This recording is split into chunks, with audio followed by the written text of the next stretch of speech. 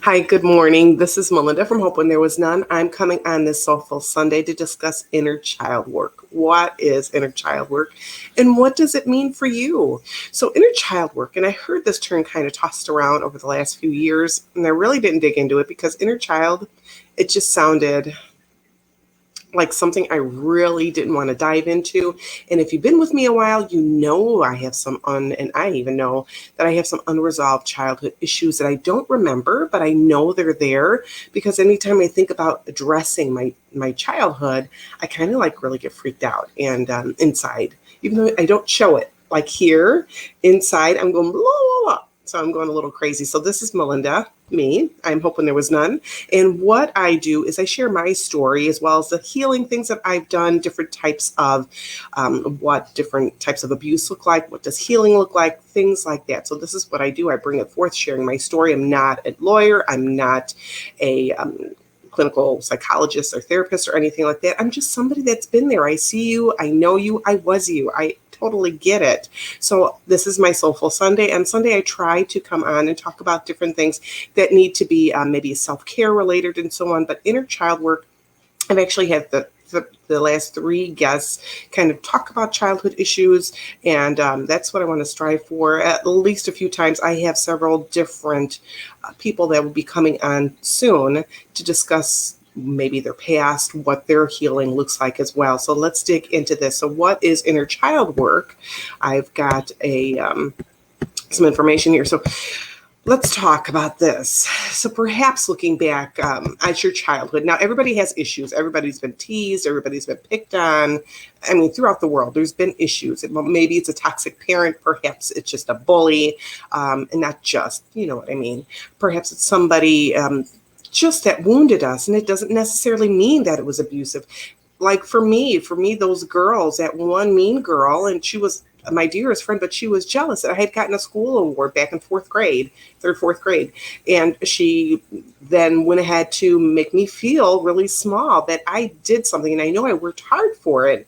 And she just totally invalidated me and made me feel really small. But it's kids. Kids do this. Sometimes kids can be really mean.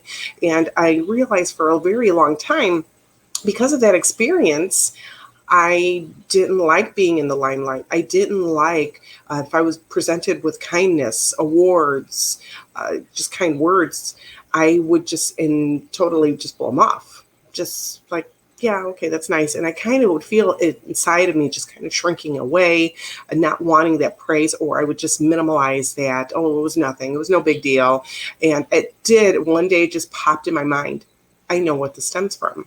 And so recognizing where these vulnerable issues come is just very eye-opening. It's very big. It's very huge. And looking back validates us, but also connects us without judgment. Okay, so I can look back at my childhood, different aspects of it, and not feel judgment, not feel that I need to, just really overanalyze it, but also just to it's done. It's over with.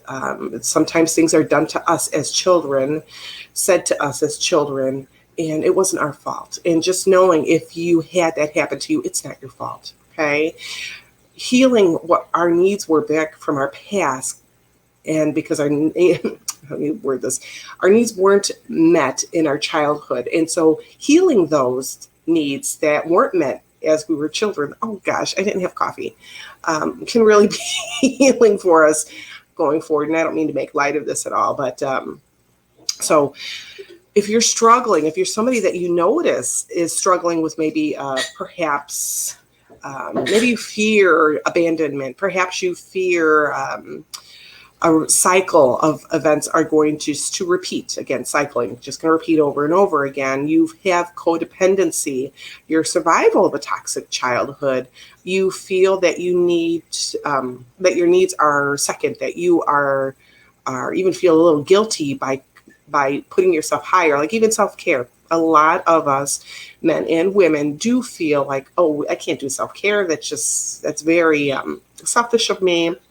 You need to take care of your family first, but no, you really need to do that. You don't feel that you matter, that those needs matter. You maybe you don't have an idea how to soothe yourself. And what I mean by that is self-soothing. If you think of a baby, okay, I've been doing good. I'm trying to be good. I'm having some green juice. Hold on a second. What, my whistle there. So maybe as a baby, you didn't have a parent that was very caring. Perhaps that mother figure, father figure, whatever, told you, when you cried or they spanked you, something over the top even. Maybe thumb sucking was bad. They wouldn't let you thumb suck. Perhaps you had a blanket or you clung to a toy and that was ripped away from you. You didn't have those things in order to do that self-soothing. So now you want somebody else. You're looking for that hero, that prince or that heroine. You're looking for that prince or that princess to come and save you. Perhaps you do that with drugs or alcohol and sort of just to kind of numb yourself. You don't have that self-soothing. You have no idea what to do or how to do it. So you look elsewhere. Now, perhaps you don't have any boundaries. You struggle with self-worth, your esteem, self-confidence. You even may have be a people plus. Yes, Melinda, I have coffee, but we're having green juice. Be a people pleaser. So you have that hard time saying no. You could use food. You could use relationships, maybe health issues in order to get attention to cope also with not feeling very confident. And you could feel very empty. So letting yourself feel these emotions. Maybe you feel like, oh, this never ends. I'm always in this drama circle. I'm always in this circus. It's just one thing after another. So you have that fear of even healing these emotions. Okay. And this is something that can happen to any of us. It happens to many of us. You might not have all of these, but you could have a few of these. So there's no shame in this. Okay. I'm just going to tell you now, there's no shame in any of this, just so you know that. And it is going to take work. Now, you could have abandonment wounds. Maybe you were left out from dodgeball.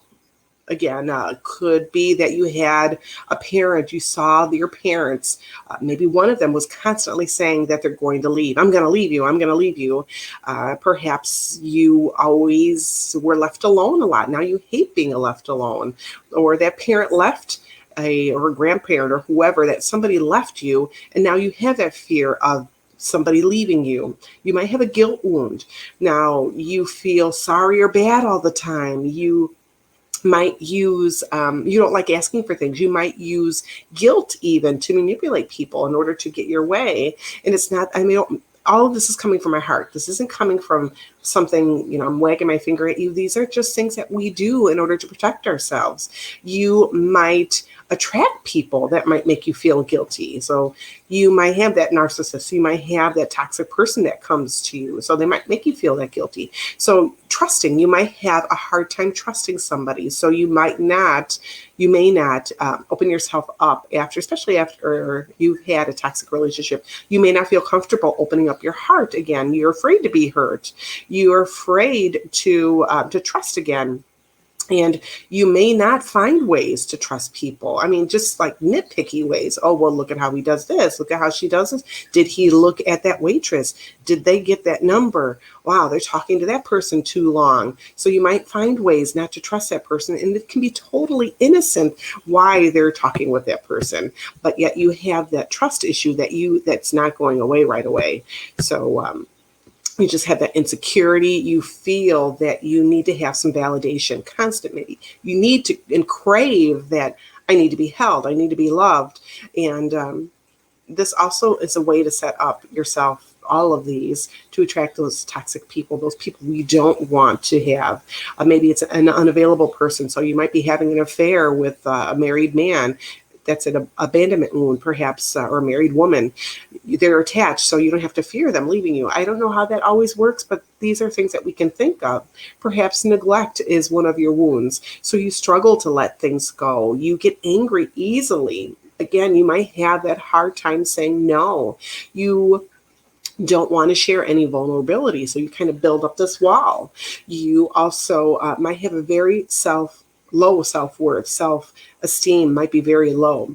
And again, you don't attract people that are going to maybe make you feel safe, or with any of these, they feel make you feel that you aren't appreciated, or maybe you don't appreciate them. They might feel that way. They might make you feel that they need to be seen all the time. You know what I mean? It's just a lot of inner work there that these wounds, they can help, not help, they can have us carry. And you don't realize it because, again, this is something that our body does. These are things that just are imprinted on our body. So how can you approach this? Now, you want to do some gentle work with yourself. You want to come, again, without judgment. You don't want to judge, well, if I had done this as a kid, maybe this and that. No, don't do that. You can't go there. You can't change the past. All we can do is move forward. So you want to come at a place of affection, some love, time, that old cliche, time heals all wounds. And I was so tired of that. I hated that thing. It's like, I don't like that.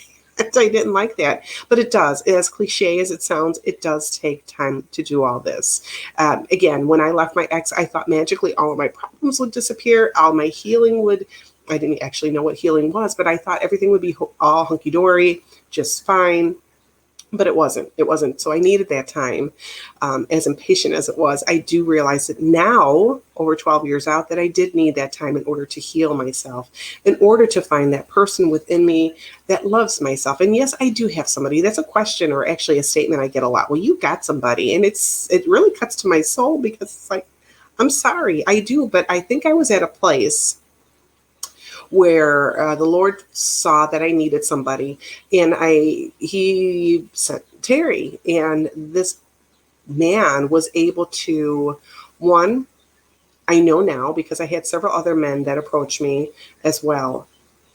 It wouldn't have worked out with them because I just would have had a codependent relationship with them. Looking back now, some of them were very, one was a married man, so I didn't want to get involved with that. But it's like, if he's going to do that with me, would he do that with another woman? And he's already doing this with his wife. You know what I mean? So that just felt very icky to me. So I knew I needed somebody, or actually God knew I needed somebody that was going to be able to hold me up when I needed it, because let me fall apart. Because for many years, even with my Lyme journey, people didn't know that my body was challenged. And just with the different things that I went through, I was not allowed to show pain. I was not allowed to show weakness. So if my ex was doing something to me that was maybe smacking, punching, pinching, raping, I was not allowed to cry out. I was not allowed to cry. I was not allowed to scream. I was not allowed to yell or raise my voice. I didn't have that. And so I know I had chakra thing, but I know I had a lot of throat issues. So even if you don't believe in chakra, or you think that's just too woo, it's like a God thing, that's fine. But there are parts of our body I noticed that I struggled with, like throat infections. I was constantly having throat infections. And I know that was because I wasn't able to release that. Even in my childhood, I wasn't able to scream out. I wasn't able to speak my voice. So I know I had a lot of throat issues. That's something that I struggled with for decades. And I'm 50 now. It finally, I can't tell you how long it's been since I've had a sore throat. I might get one from allergies, but I was chronically getting to the doctor to get this done, strep throat constantly. Well, I will say this, I did get my tonsils out. So that might be the magic too. I don't know. But I just know when I was out of that relationship, because I even did still get sore throats when I had those tonsils taken out because I was with my ex. It wasn't until, I would have to say, a year after I left my ex that I noticed, it's like, I'm not getting sore throats anymore. I'm not getting any kind of bad sore throats or ear infections or anything like that. And it was just an awakening for me to realize that. So anyway, I'm going off on a tangent as usual. So you approach your inner child again with affection, give that time, some trust, validation, respect, some even emotional security. And I know that sounds really silly. And physical security, be consistent. You might have to structure some time in order to do some work with journaling and so on. Also, just find some encouragement for yourself, some support. Sometimes people feel like they have to go it alone. You don't. Especially with the internet now, there is a great and beautiful community of people on the internet where you can find different resources, where you can find hope and inspiration. So I encourage you to please do so. Now, you can also do maybe visualize your inner child. Okay, you can draw your inner child. I did have a guest that showed a drawing of the inner child. So you can go ahead and draw your inner child.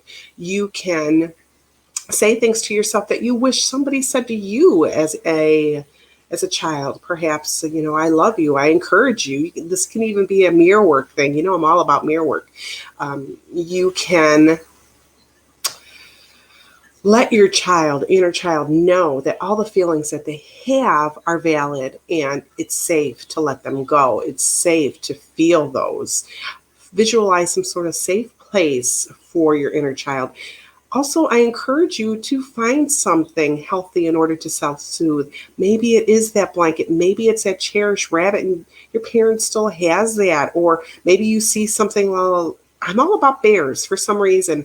I still love bears. My ex made me get rid of my bear. It was a black and white panda bear from a carnival I had gotten when I was really small. And he just intimidated me and made me feel so small about having it. And I threw it out. And I regret that because I missed that bear. It was a pretty big size bear, probably about, 12, 14 inches. It came from a carnival. I don't even remember who won it, but somebody won it for me. And I love the heck out of that bear. I had him until I was like 20. And then I had gotten rid of him. But yeah, that still hurts my heart that I really got that I don't have that anymore. So every once in a while, someone will send me a little bear or a bear, and it's like, oh, my heart, it makes me feel good. And I'll look at that bear or the bears that I get sent, and it just makes my heart feel really good. So anyway, you can also ask your inner child if there's any feelings that they're willing to share. Now, that could be with a therapist, a counselor, with a friend. It could also be with maybe a group, online group, somebody of that nature.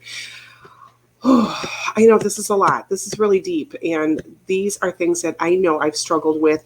So I hope that these can help you. These are just some ideas to help you. I'm going to give you a couple journal prompts too. But you can apologize to your inner child for not recognizing it, for not acknowledging that you disregarded your inner child for so long. So getting that dialogue between yourself and when you were small is so important. So you can journal a lot of this too. Remind yourself how awesome you are. You know what? We can be our own worst enemy with an inner meanie. You can come out. You could pick out all those things that are just wrong with you, that your flaws. But I encourage you to at least write or say in the mirror work again, things that you love about yourself, or write down 3 things that you love about yourself. Now, this could be anything. It could be that you're a crafter and you make these awesome things. It could be that you love how you arrange flowers, or you love how you do woodworking. You enjoy how you listen to others. It could be something small. It could be perhaps you have a cute little birthmark on your cheek. So it could be something small like that.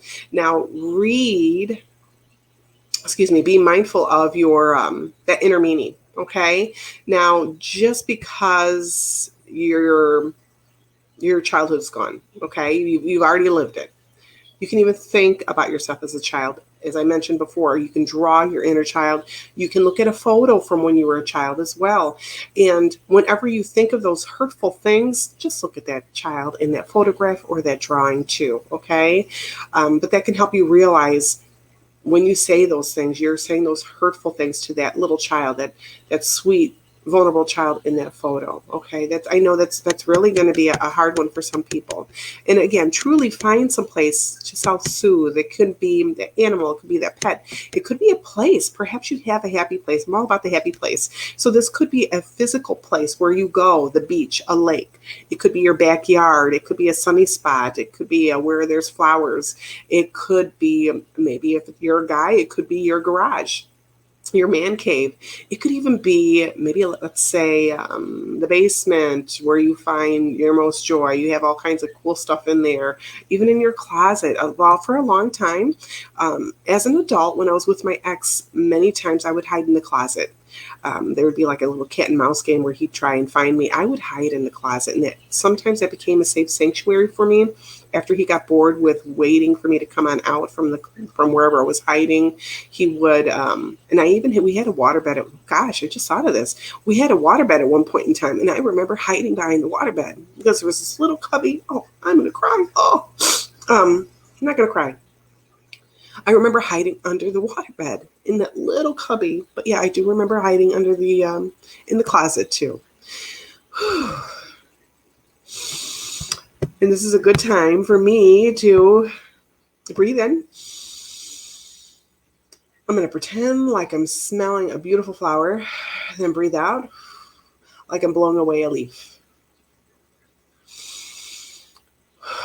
Wow, see, these things sometimes come out of nowhere. Still healing, okay? So I'm going to pay attention to my feelings that I have. I'm going to ask myself, how do I feel right now? How is this? And you're going to wait. You might want to wait for an answer. And this is that inner child work that I'm talking about. So just keep this in mind. These are important things to think about, how you respond. Now, you might not hear an audible voice, but you'll have this feeling. So take how you're feeling seriously. Whew. Now, remind yourself again, you don't have anything to be ashamed of. There should be no regret. There should be there could be pain from this, of course, but you're learning. So those things that happened in the past, they happened in the past. These are things that you can learn from, and you can move forward. So forgive your inner child for what she did. Perhaps your inner child dealt with that toxic home by turning to drugs or drinking. Maybe at that time you had an unwanted pregnancy, and maybe you had an abortion, something of that nature. So don't blame her or him, because guys can do these things too. Just know that it's in the past. You can move forward. Whatever mistakes, whatever challenges you had from your childhood, you could just move on. Now, remind yourself once more that this behavior was something that you picked up because you were trying to protect yourself. It wasn't your fault. Now, just because these things weren't your fault doesn't mean that you don't have work to do, okay? It doesn't mean that you could just kind of blow them off. Well, that was mom's problem. She's the one. No, or dad's problem.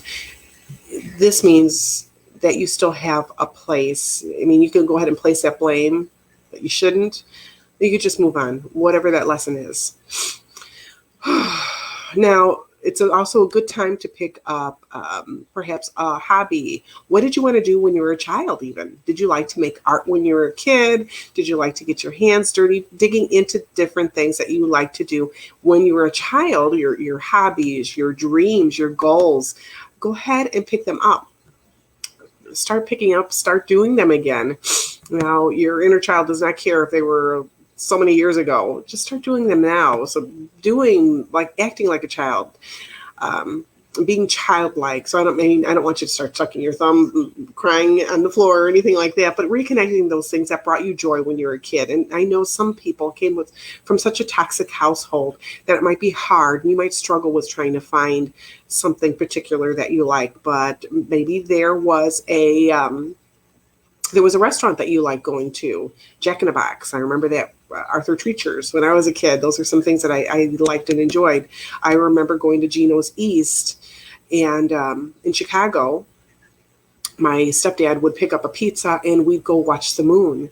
And he was very big into astronomy, loved watching the moon. So that is like a happy time. I can remember that, just eating pizza on the back of a car at the beach, watching the moon. So what is that? Perhaps it's for you, it's Carnation Instant Breakfast, or maybe it's not a food thing. Maybe it's you were back, I'm going to date myself, when Atari came out and you love playing Pong. Hello. Something like that. Get into gaming again. These are just things that you can go back and enjoy, these older things. Consider writing yourself a letter. What would you tell yourself? Reflecting back now, what would you tell your inner child now? It could be nurturing. It could be an apology. It could be advice. It could be a short story. Just remember that, and just write. You don't have to worry about your punctuation. If the words are spelled right, just write. Just do it from the heart, really. And again, doing that visualization really helps. You can also do this for other people as well, your friends, your family. Imagine them as kids too. Like even maybe your toxic person, your mother, your dad, that ex of yours. Everybody has inner child wounds. And sometimes these inner child wounds are what has that generational cycle, that chain, what keeps it going too. Now, it's also a great way to find forgiveness for those people, to find compassion as well, not only for you, but also those other people, to understand, okay, they went through this. Now, this doesn't explain their behavior going forward, but this can help you connect. It can help with healing too. And I look back with my ex and I think about those things. And then sometimes these things come out of nowhere, like my stepfather, I remember talking with an aunt, and I remember she said that really his dad wasn't really bad. He was firm, but she didn't understand why he was doing the things that he did, because I did open up to her, and she didn't understand why he was the way he was towards me, because he didn't come from that. And even my ex's dad, their father was not abusive. And so they didn't understand why my ex picked that up. I don't know if it's a mental health issue, because I know that he struggles with that.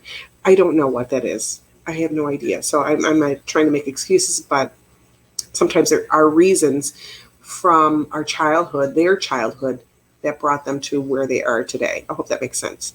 So again, remember, it takes time, and be gentle with yourself. It's not going to resolve overnight, but each time that you do something in order to reconnect with that inner child, you'll start to notice small differences. You might even notice big differences as we are allowing ourselves the freedom to kind of dig into our past, things that we were holding on to. This is a way for us to get in tune with that.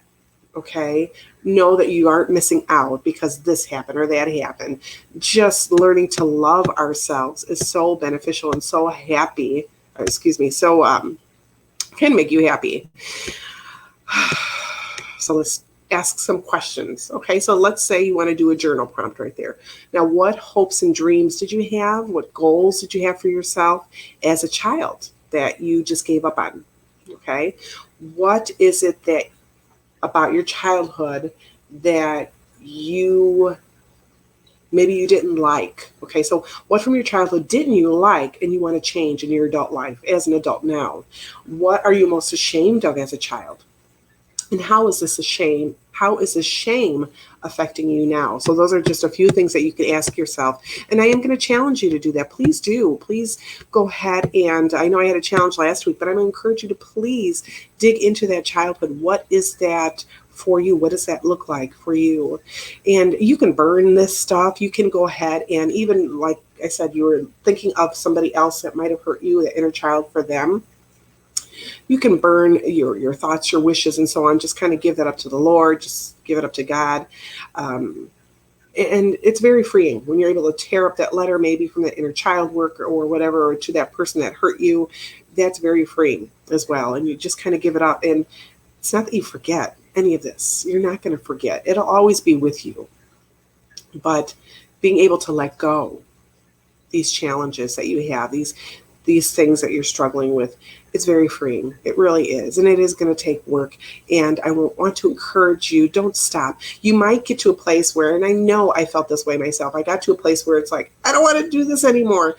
It hurt. It triggered a lot more emotions, a lot more feelings, and it was scary, and I didn't want to do it. So I did step away for a while. So if you need to step away for any of this, that's fine. You can always come back to any of these techniques. So this is Melinda signing off from Hope When There Was None. I hope you have a great rest of your day. And thanks for joining me on this Soulful Sunday. Bye.